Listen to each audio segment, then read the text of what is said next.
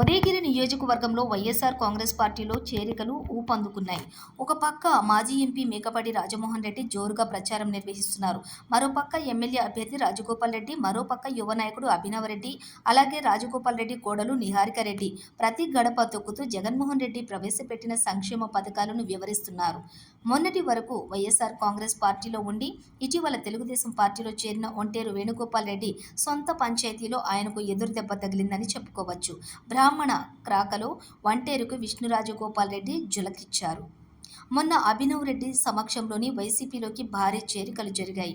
నేడు తెదేపా నుండి వైసీపీలో చేరిన తెదేపా నాయకులు ద్రోణాదుల రవీంద్రరెడ్డి, వెలమూరి మహేశ్వర్ రెడ్డి, వాకా సుబ్బారెడ్డి వాళ్ళ అనుచరులు త్వరలోనే భారీ జనసందోహంతో పార్టీ తీర్థం పుచ్చుకుంటానని మేకపాటి రాజగోపాల్ రెడ్డికి కావలి మాజీ శాసనసభ్యులు కాటంరెడ్డి విష్ణువర్ధన్ రెడ్డికి స్పష్టం చేసిన వంటేరు ముఖ్య అనుచరుడు వెలమూరి నరోత్తమరెడ్డి.